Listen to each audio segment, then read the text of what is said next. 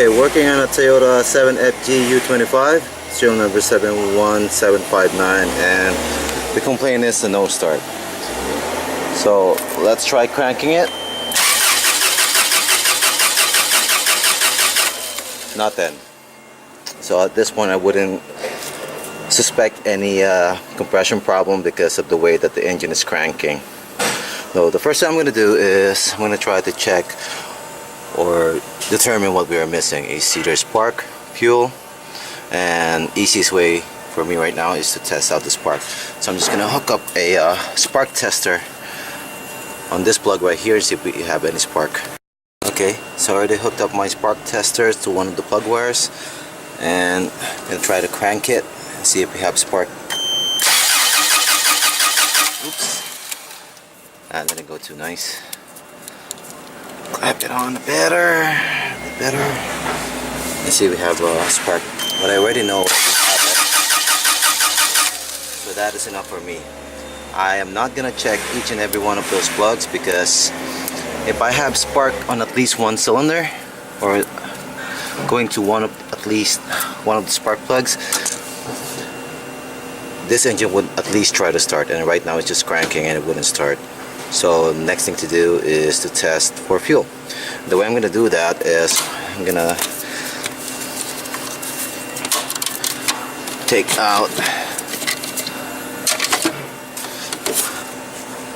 filter and then spray brake clean inside. I know I could use something better, but this time I don't have anything else to use. I know that brake clean is combustible. Right here, right there. No, brake clean is combustible. I'm not gonna run this for a very long time. I just want to know if we're lacking or missing fuel. So what I'm gonna do is gonna crank it and spray some brake clean inside here. And there you go. So we are missing fuel, we know that, because it started. So now we're gonna go after fuel supply. Okay, now we're gonna check if we have good fuel supply. So this is the line that's coming from the tank. First, make sure, of course, that the valve on the tank is open. Once you make sure that the tank is open, I'm just gonna crack the line and see if pressure is going into this regulator. And there you go. I know there's fuel supply going into my regulator. Now the problem is there fuel being supplied to the mixer from that regulator.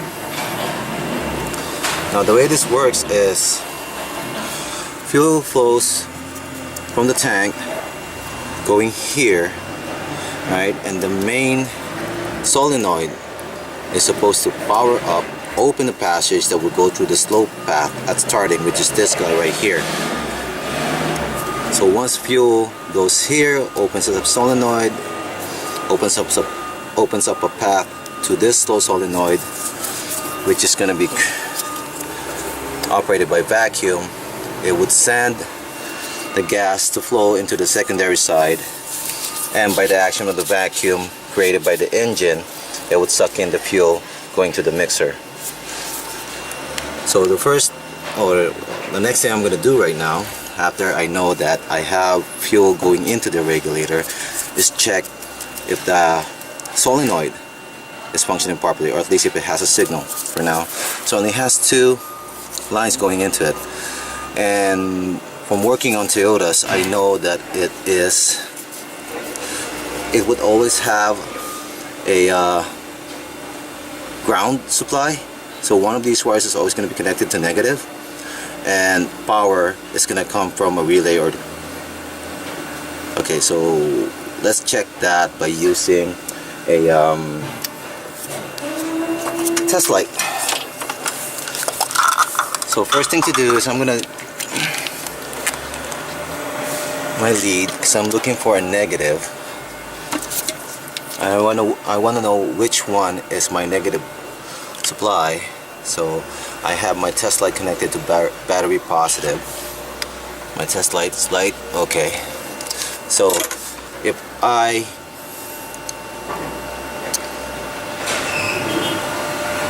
put my test light into one of those wires, of course I have to like use a probe or a in this case I'm going to use a T-pin. I want to see my test light up, and that way I would know that I have good ground. So let me just attach a T-pin in one of those terminals and I'll show you what I mean. Okay, so now I have my T-pin inserted to one of those terminals. So I'm gonna touch my test light on the T-pin, see it's lit. Okay, now I'm gonna have to transfer the T-pin, sorry about that, to the other side.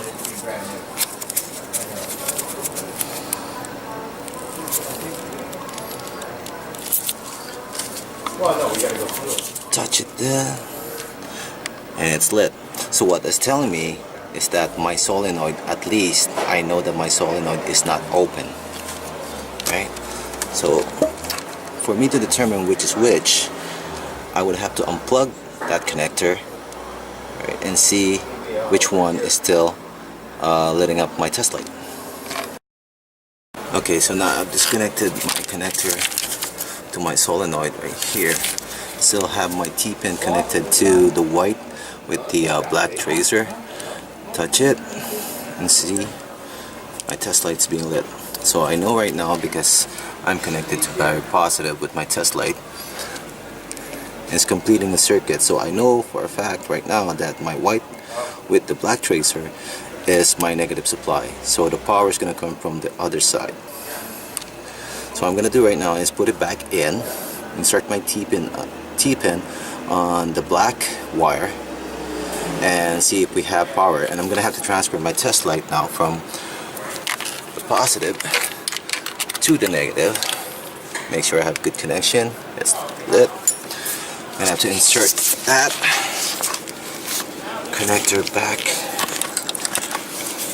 to my main solenoid. Okay.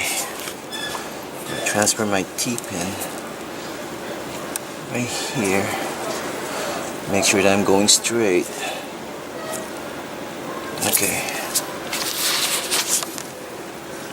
I want to make sure that I have good connection on that T-pin. Put it back. And it's lit. It's okay. That's saying I have good connection. Transfer my lead again to the negative. And I'm going to focus you on, see if I can get a better angle on it.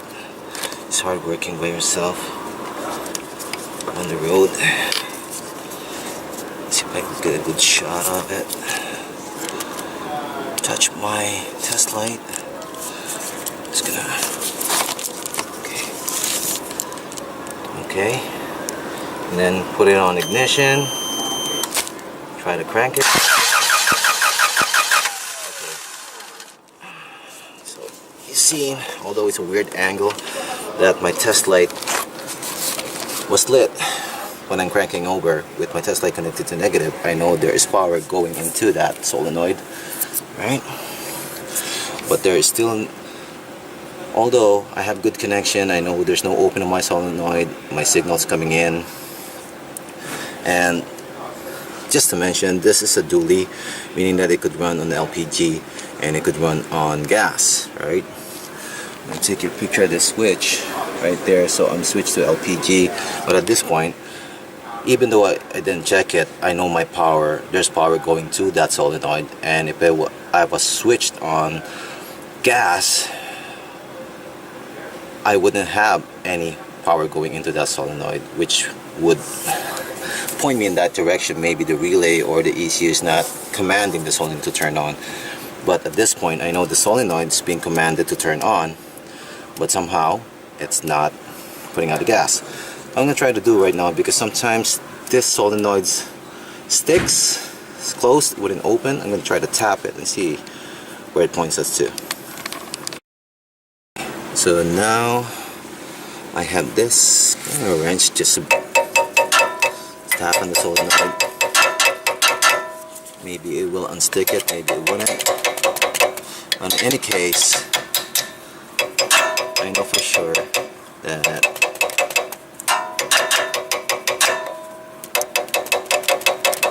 quite certain that I had to replace this regulator. So let's see, let's try to crank it again, see if it starts up.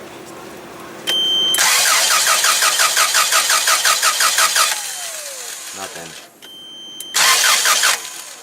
I even hear a click coming from that solenoid. Alright.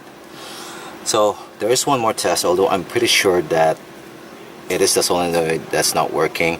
Is you hook up a vacuum tester into this line right here, going to the slow solenoid, apply a vacuum to this and crank it. It's like I said, when cranking it needs a vacuum going here. I'm not gonna show it already because I don't have my vacuum tester with me. I had it earlier, I forgot about it at the shop, and I already tested the hose for leaks. There's no leaks, and it's getting good vacuum into this. Okay, so this is the solenoid on the regulator that I took off the truck. So what we're gonna try to do is see what was happening with this solenoid. When it was still in the truck, I was thinking that this plunger was getting stuck mechanically, but it seems to me that it's not the case. So I know from the testing that I did while it was on the truck, I know that my coil is not open. So what I'm going to try to do now that I'm in the shop is I'm going to try to hook it up to a good working truck. Okay, so I've connected the solenoid to a good known working truck. So what I'm expecting to see once I try to crank it is the plunger to go down. See, the gas from the filter side is right here, so it's being blocked up by this.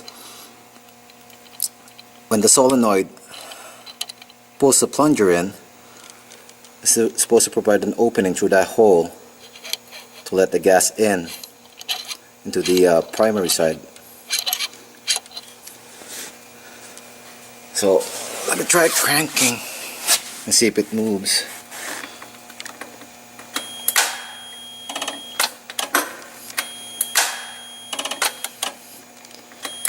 Nothing. That clicking sound that you hear is actually from my starter. So let's see a bit closer, see if it is trying to move.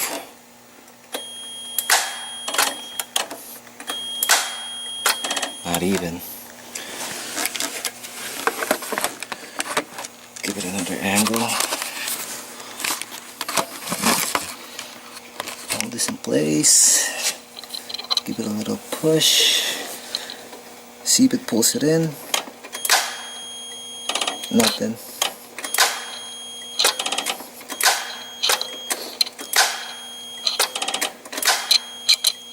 Nothing.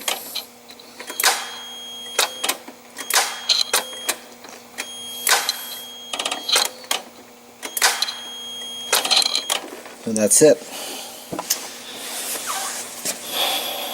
My theory on this is that although my coil is not open, without knowing the actual specs, I couldn't do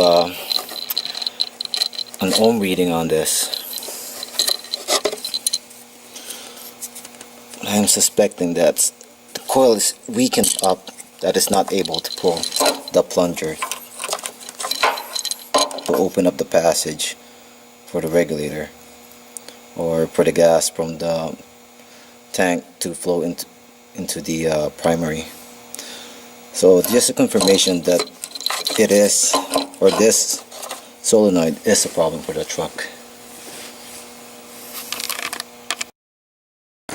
Okay, right now we installed the new regulator. Everything's hooked up. Fire it up, see if it works. All off.